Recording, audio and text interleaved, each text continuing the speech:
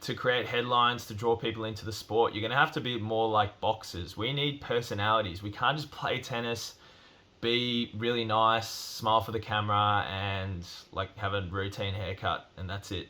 Like, to capture hearts and minds moving forward, we need to cultivate and attract personalities that are going to draw people in. Hi guys, Andrew here from Vamos, ready to talk about Nick Kyrgios and his run to the quarterfinals at Wimbledon this year. Before we get started though, make sure you like the video, subscribe if you haven't already, and make sure to leave a comment down below letting us know your thoughts on the current situation with Nick. So I'm going to be reacting to a video from Sky News Australia that came specifically from Piers Morgan, one of their main anchors. So Piers is not a big fan of Nick, so I was interested to see his thoughts and opinions when it comes to his performance at Wimbledon so far this year. One of my least favourite people, Nick Kyrgios, has booked his spot in the quarterfinals of Wimbledon after making a Lazarus-like recovery from the crippling shoulder injury, which he was using to blame every point he lost earlier in the game. But after the drama of his clash... So he's referring to Kyrgios's use of a medical timeout. I think it was at the end of the first set against Brandon Nakashima in his match last night, in his fourth round matchup. So Nick seemed to be carrying some sort of shoulder injury. It's not like this is without precedent though. Djokovic is probably the biggest proponent of this, using an injury not as an excuse, but like as a sort of use a niggle or injury in order to excuse their poor performance so far and maybe change the momentum a little bit. Also get in their opponent's head. So obviously with Kyrgios's huge serve, if you're his opponent, if you're Brandon Nakashima, and you see Nick sort of carrying a shoulder injury, perhaps you like step up on that first serve, take a couple of steps further forward, and suddenly Nick's blasting a 220k serve past you. But yeah, it's not like this is without precedent. ATP and WTA players love using niggles or injuries or medical timeouts to maybe put off their opponent as like a way for them to mentally excuse their performance and sort of see if they can change the momentum in that match. So yeah, he definitely was exaggerating the shoulder injury a little bit, it seems anyway. Yeah, it's not like that's without precedent. It happens all the time in tennis, not just Nick Kyrgios does this. So yeah, I knew Piers would pick up on that though. Clash with Stefanos, I can't even pronounce his surname, Tsitsipas, which saw Kyrgios slap with another fine. Mate, you're supposedly a tennis fan. Your name is P-I-E-R-S, Pierce. Yeah, definitely learn to say Tsitsipas. It's not that hard, but yeah, anyway. 27-year-old largely kept his behaviour in check on centre court, but has the sport had enough of nasty Nick? He definitely went out with the intention, because he was on centre court for the first time against Nakashima last night, and he definitely seemed like he went out with the intention of like, I'm not going to misbehave, I'm just going to show everyone like that I can win business as usual. I don't need to use the outburst, the controversy in order to improve my performance. And yeah, he did that. Like, he got pushed right to the edge, and yeah, it seemed like he didn't really need that crutch that he normally does. But yeah, he was pretty businesslike on court. It's probably he's probably the best behaved I've seen Nick in the past couple of years, because he's seemingly gotten worse with his on-court etiquette in the past couple of years. But anyway. Well, the Piers Pack joins me now, Talk TV presenter and leader of Reform UK, Richard Tice, political journalist Ava Santina. Welcome to both of you. So let's take a little look at the highlights of Kyrgios. He was a bit quiet today, but on Saturday he gave us the full range of Kyrgios the Brat. It's constant bullying. It's a big ball, bro! Why don't you get it's my ball, bro? I'm not sure how I bullied him. He was the one hitting balls at me. Yeah. Yeah, being called a bully in a tennis match, like, you're on the different side of the net. I think that's a bit overblown from Stefanos, especially when he is not exactly a stranger to controversy. I think Nick's basically just himself, and yeah, the fallout continues from that. Anyway. I don't like bullies. So you can hit a ball into the crowd, hit someone and not get defaulted.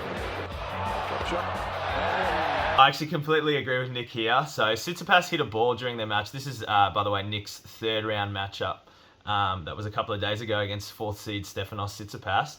Stefanos hit a ball into the crowd pretty hard, I thought. And he didn't get anything for it. So I kind of agree with Nick there. Like, obviously Nick has the precedent, the runs on the board in terms of poor behaviour. So like, I think the umpire's just like on his toes. Well, he's sitting down, but on alert, ready to like not fine Nick, but like default him, or like what's happening? Oh, am I gonna see if I can catch Nick?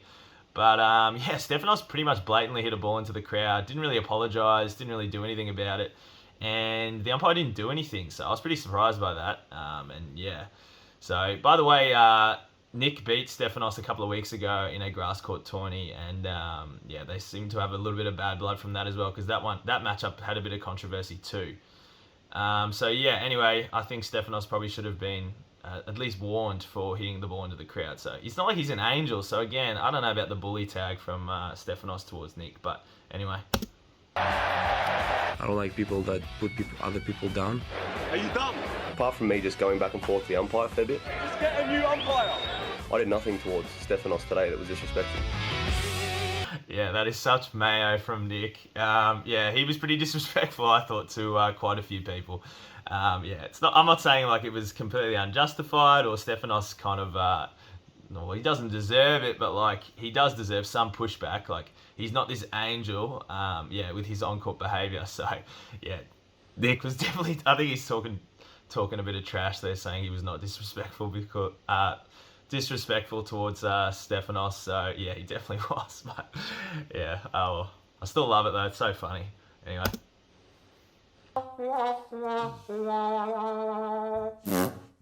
Yeah, you know what, bro? You're my douche of the day every day. Funnily enough, no one even comes close to him. This is.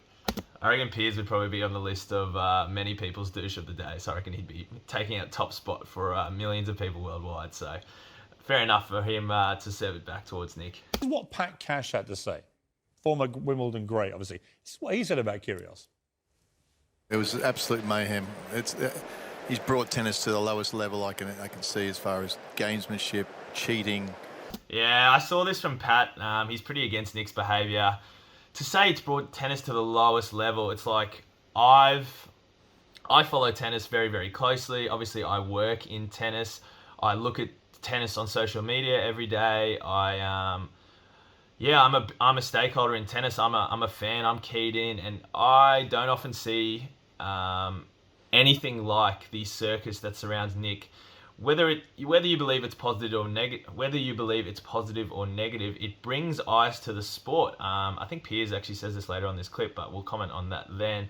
But he brings eyes to the sport. Like I don't think the data's out yet for the TV viewings of Wimbledon this year. But I can almost guarantee that Nick Kyrgios' matches are some of the most watched worldwide. Specifically, his YouTube highlights that Wimbledon will put up, or his tennis TV clips that are on social media. Or when people talk about Nick, I'm talking about Nick right now, purely because of his behaviour. So. Actually, I misspoke there. It's not just his behaviour. If he'd lost first round, he obviously wouldn't be creating this big stir. It's because he's winning. So it's that sort of combination. This is what made McEnroe such an enigmatic figure and so polarising and so ultimately good for the sport. I mean, he's still commentating now. He's still a major grade of the game. His combination of controversy and also winning, being a successful tennis player, was a really good combination. So he's like a much more successful version of Nick in the end. So Nick is obviously super successful, but when you look at his talents, he probably hasn't produced quite the consistent results over the years that we expect. So I think this is Nick's, I'd have to look this up, but this is Nick's second quarterfinal at a Grand Slam. For someone with his experience and his serve and his hands and basically his entire game, other than his probably mental applicability under pressure, he should be producing results like that at most tourneys. I think Nick on every surface, maybe bar clay, should be making quarterfinals and semi-finals. I'm not sure if Nick has the ability to win a slam consistently. He might be like a Marat Safin, who's maybe it goes a little bit off the boil, but is able to produce some fantastic tournament runs. So I sort of see Nick in that vein. Like I think he'll potentially win 1 or 2 Grand Slams if he really like knuckles down. Potentially gets a tennis coach, but yeah, we'll see if that actually happens. But at the moment, he's having fun and he's winning matches, so who can really argue? But yeah, back to Pat Cash's point. I disagree. So to say it's the lowest level, I know it's Wimbledon and everyone loves like the etiquette and like the white clothes and everyone behaving properly and saying thank you and like, oh, thank you for inviting me. yeah, I think in the end, it pumps up the sport. I was talking to a friend today actually, and we were talking about Kyrgios's behaviour, and we raised the point, like, if there were 2 or 3 Kyrgios-style players that created controversy, that had all the trick shots in the book, that brought more eyes to the sport, particularly young people's eyes. If we had 2 or 3 of those style of players on the men's and women's side, tennis would be exponentially bigger. It would be exponentially more popular. Kind of disagree with Pat there when he talks about Kyrgios bringing down the sport to the lowest possible level. So, yeah. Manipulation, abuse, aggressive behaviour to umpires, to linesmen. He was lucky to even get through the first set. He should have been defaulted in the first set. And it's got something's got to be done about it. Yeah, they don't really hand out defaults that easily anymore, so I kind of disagree there as well. It was an absolute circus. Well, I completely agree. Ava? I'm glad to hear you. I agree there. It is a circus, but it's good, I think. Tennis is fighting for its life in terms of appeal to younger viewers. They're trying all the things in the book in terms of like rules and changing up the style of game and changing up the tournaments and coming up with new ways to attract viewers. But for me, because it is a solo sport, as in you are the only person on court, this is for singles obviously, but because it is a solo sport where you're the only person on the court, you're playing another person, tennis is going to be personality driven. So we've got to attract and create and cultivate enigmatic personalities, people that are going to bring tennis fans in. So yeah, we need people that are charismatic and exciting and potentially a bad boy or bad girl, like they bring a bit of controversy, but obviously they have their stalwart fans. But yeah, ultimately, yeah, it is a circus, but I think a circus for tennis at the moment is good. We need to capture the hearts and minds of young people, and that's what Nick's doing. Like, I was at the Australian Open earlier this year when Nick and Thanasi Kokkinakis were making that run in doubles, and actually when Nick was playing singles as well. He was playing on a few outside courts, and the lines to see Nick, I've never seen anything like that. And I lined up a couple of times with the crowd to try and get in, and I will speak firsthand, it was majority young people. And when I've been to the Australian Open before, those young people haven't really been there. So that was just post-COVID with Melbourne opening up properly. Yeah, and there were a large majority of young people that turned up. So I saw a lot of like 12 to 18-year-olds that I don't normally see at tennis. It's normally... let's be honest, a little bit of the older crowd. So to see those young people there, keen to see Nick, getting rowdy in the crowd, like doing chants and stuff, it was fantastic to see. So it's a circus, but it draws younger people in, and I saw that firsthand. And I'm sure you've probably all seen it as well if you've gone to a tournament where Nick Kyrgios is playing. So continue. You speaking like this, I think it's disgraceful. It's not even about tennis. I think just as a man, I'd be humiliated if like I saw anyone I knew in my life acting like that. It's utterly disgraceful. And you know what? The thing that really bothers me about it? Yeah, I kind of understand. Like, his behaviour is not for everyone. I'm not saying you have to like Nick, but to say that he should be like barred from the sport or not allowed to play, it's like the easiest way to think about it is like Nick or anyone that plays tennis. Moving forward, to create headlines, to draw people into the sport, you're going to have to be more like boxers. We need personalities. We can't just play tennis, be really nice, smile for the camera, and like have a routine haircut, and that's it. Like, to capture hearts and minds moving forward, we need to cultivate and attract personalities that are going to draw people in. So yeah, I'm not saying you have to like Nick, you have to like his behaviour. It's just as beneficial for you to root against a bad guy. It's just as beneficial to root against the person that's creating controversy as it is to root for them. So you can say, oh, I don't like Nick, I don't like the way he plays, I don't like his personality, and I want the guy that's playing Nick to beat him. But therefore, that's going to bring you in. That's going to make you watch the match that he's involved in. So in the end, yeah, I don't think you need to like Nick or like his behaviour. You can say it's abhorrent, you don't believe in it, and you think it's unethical. But in the end, he should still be allowed to do it, I think. Is that Serena Williams in 2018 at the US Open, she was called hysterical because she got upset when she lost her match. You know, she broke her tennis racket. Fine. she was angry. But why aren't we calling him hysterical? Why aren't we calling him the baby that he is? I think that's a really good point, Richard. Serena Williams did get buried. I think you can probably say like both sets of behaviour you're allowed to disagree with. That's fine. Still one of the greatest of all time in women's tennis. She doesn't really get bad press anymore, stemming from that 2018 incident. It's not the case for Nick. Like, I don't know what this lady is seeing, but I didn't actually see her name. But I'm not sure what this lady has been seeing in terms of Nick not being called. Like, yeah, maybe he's not being called hysterical, but he's been getting absolutely clowned. Most people I know don't like Nick and don't like his behaviour. So, yeah, it's not like he's getting lauded as like, oh, wow, Nick's so amazing because he's behaving like that. Most people are against it. So, yeah, anyway, yeah, bringing up Serena's performance from 2018 is a bit weird. But, yeah, continue. When she behaved that way. Any woman, actually, that behaves like this. And I remember Arthur Ashe, who was one of the first great black tennis stars in America. I remember him saying that if he'd behaved like John McEnroe, he would have been drummed out of tennis, which I thought was also, at the time, a perfectly reasonable point to make. Completely. I think it's a fantastic point you made. But the reality is, what's he trying to achieve? Yeah, that's probably true, to be honest. But, again, it was a completely different world.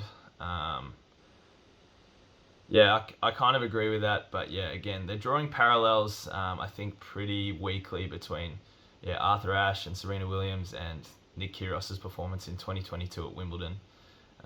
Yeah, not saying I disagree. I actually agree with Piers there that Arthur Ashe probably would have been kicked out of tennis if he behaved like that. But yeah, it's a little bit different to Nick and his current performance at Wimby.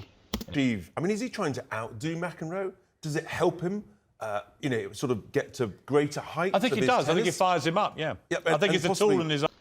I don't think Nick is exactly a student of the game. I'd be surprised if he's ever seen a single John McEnroe match. I don't think Nick's going on YouTube going, oh, I'm going to look up a 1975 match of John Mac versus, I don't know, Ivan Lendl or someone.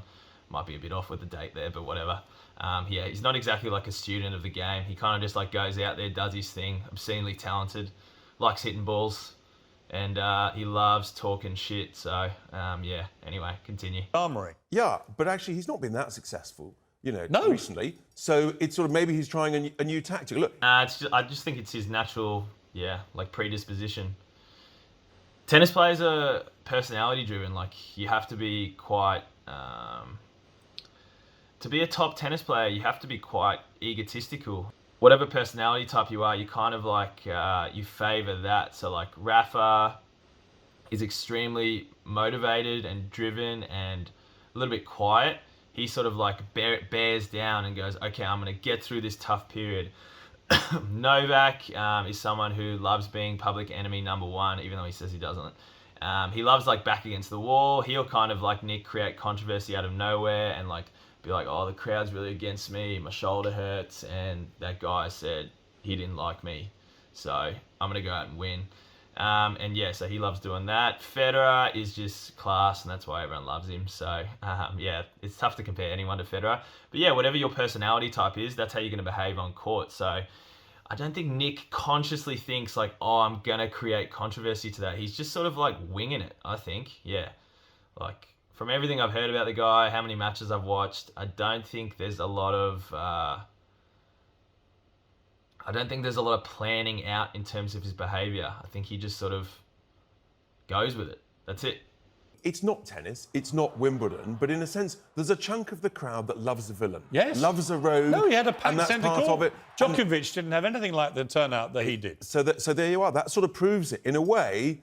What does it's not tennis mean? I always hear this from pundits and people, just in terms of like old school. What do you mean it's not tennis? Like, you're hitting a ball over a net. That's it. You're hitting a ball over a net more times than the other person, hopefully winning. I don't get this, like, we've got to drop this, like, preconceived notion of what tennis is. Tennis is whatever the person on court makes it out to be. We've seen people with two hands, four hands, hitting inside-out slice every shot. There's weirdos playing tennis. There's cool guys playing tennis. There's hot girls playing tennis. There's people with big serves. There's no preconceived notion of, like, how we should act on the court and what tennis should be. It should be up to the individuals on the court. His customers, the crowd, they love the villain. And they love the unpredictability. I've got to be fair in the sense that I remember McEnroe. And yeah, he's definitely got it. He's got a small portion of the crowd. Let's say 25% of the crowd are really into Nick, and then when you get to Australia, it's like 75. But most people don't like Nick that I know in tennis. Most people want him to lose. But there is a small but vocal portion of the crowd and the tennis fans worldwide that love Nick and love seeing him take the court. It was exciting to watch, but he was utterly obnoxious. The difference with McEnroe, he's become this very charming commentator, and we all love him. Right? And we've kind of forgotten with the mists of time He was what he awful. was actually like. He was terrible too. He was awful. He was appalling. Maybe there's hope in 20 or 30 years. Kyrgios will actually be mellowed and be a sort of an ambassador for the sport. So. No, I think he's just got this valve in him, and I mean, I'm going on Friday. I'm just hoping that on Friday he gets knocked out in front of him. I wasn't around for John McEnroe, obviously, but I've seen a lot of his highlights and people talking about how he used to behave. And yeah, he was way, I think, and from what I've heard and from his record in terms of like getting defaulted and like just the abuse he used to throw. Obviously, like line calls were way more of a problem back then because it was all done by the umpire and linesman. Whereas I think Johnny Mac sort of is allowed to get away with it because I think he won 8 Grand Slam singles titles. So you're allowed to get away with it when you're more successful, I think. Whereas Nick, he's pretty successful, but if he wins a couple of slams, he could probably throw his racket at someone's head and get away with it. So. And the last sight he has is of me waving goodbye. That would be my dream. That's exactly my point. So if you hate Nick and you hate what he does on the court, you're like, oh, I'm going to go watch him lose, mint. So that's perfect. At least you're going. It's better than like player A who nobody's heard of before, but he's got a good forehand and a good backhand and a routine haircut. And you're like, oh, who's that guy? And you're like, oh, he's ranked 25 in the world. And everyone's like, oh, I've never heard of him. Not going to go see that. Whereas people want to see Nick lose. So it kind of, I keep bringing up boxing, but it's the closest thing we've got in terms of like a one-on-one sport that is heavily personality driven and needs to continue to be so. You need the hero and you need the villain. You need someone for the hero to go against. You need that dynamic between. You can't just have two really nice guys unless it's like Rafa versus Federer. And tennis has kind of been spoilt in that regard because Rafa versus Federer, that's like two of the greatest players of all time. So you don't really need a villain because they're playing unbelievable tennis and they win most weeks. So you're like, well, that's just the two greatest of all time. That's a great dynamic, but that's rare. We're not going to have the two greatest players of all time every 15, 20 years coming out. So this is rare. Tennis is going to go through this period where we don't have Djoko, well, Djoko's kind of a villain. We don't have Rafa and we don't have Federer. So we need to have this dynamic of like a hero and a villain, someone the crowd roots for, someone a smaller portion of the crowd roots for, and then they fight it out on the tennis court. That's what we need, yeah, to attract people to the sport, not just two nice people taking to the court. It's boring.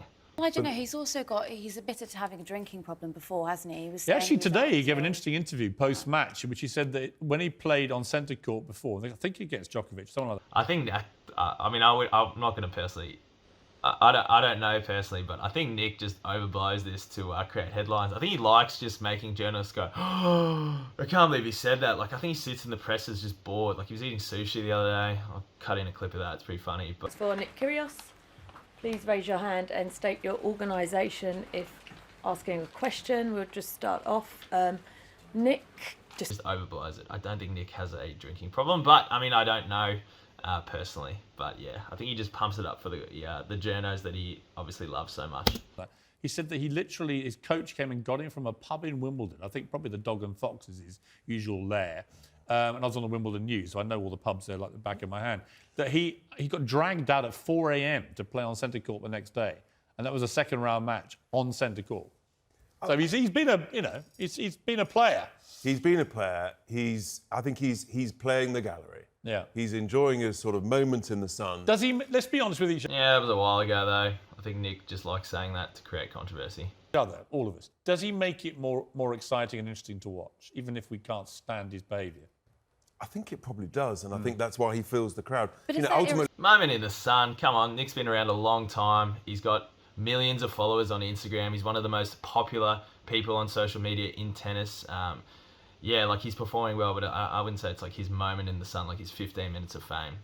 Nick will do this again. the customers have spoken. They've filled the centre court. I know. Unlike some of the other And they were players. cheering him. And I made a point of watching him today just to see if he was going to kick off. and I hate myself for it. It's like eating a McDonald's and the self-loathing that comes after. You've fallen for it yourself. But in the moment, it tastes really good, you know? All right, yeah, that's the end of the clip. Yeah, pretty interesting stuff from Piers and those two pundits who I forget the name of, but yeah. Disagreed with most of what they said, agreed with some of it. Nick's winning matches, creating controversy. I ultimately think it's good for the sport, good for tennis, brings eyes to it, regardless of whether you love or hate Nick or you're impartial. I think it's pretty hard to be impartial with Nick, though. You either love him or you hate him, to be honest. I think it's good for the sport, and again, as I said before, we need a couple more Nick Kyrgioses in tennis on the men's and the women's side. We need that sort of polarizing and enigmatic figure to get people through the door. Ultimately, Nick's been playing really well, at Wimby, despite all this on and off court controversy. And I didn't even bring up. There's a fair few more points of controversy, like the outfits he's chosen to wear. His I mentioned before his eating of sushi in a presser. But yeah, it's pretty much endless with Nick. I think he just loves stirring the pot over in Wimbledon. But just let me know your thoughts in the comments. What do you think of Nick's performance at Wimby so far? He takes on Christian Garin, I think, tomorrow night in like 36 hours, maybe a little bit less, 24 hours time. Takes on Christian Garin in the quarterfinals. I believe he's made a quarterfinals at Wimby before. I could be wrong there. But I think he's made quarterfinals at Wimby before. You know what? Let's look this up. All right, so I was correct. I actually don't remember his quarterfinal run at the Aussie Open. So he made the quarterfinals at the Aussie Open in 2015, and he made the Wimbledon quarterfinals in 2014. And then he's made third round of the French and third round of the US quite a few times. So yeah, it's his third quarterfinal appearance, and I think very likely to be his first semi-final appearance. Obviously playing Christian Garin, very accomplished player, very consistent player, someone I watched at the Aussie Open win deep in 5 sets, which he did last night against Alex de Minaur, who actually had 2 match points against him, disappointingly, as an Australian fan, but oh well. So Nick looks to avenge Alex's loss by taking on Christian Garin in the quarterfinals. I think Nick's serve should be too good, unless he goes way off the boil, but he looks pretty locked in mentally, so I think on centre court, hopefully it's on centre court, I think Nick should be too strong for Christian Garin. So anyway, what do you think of Nick's performance at Wimbledon so far? What do you think of his on-court performance? What do you think of his off-court performance? What do you think of his behaviour on the court? Are you a Nick fan? Are you staunchly against Nick Kyrgios? Just let us know in the comments. All the comments are much appreciated. Make sure you like the video and subscribe if you haven't already. And vamos!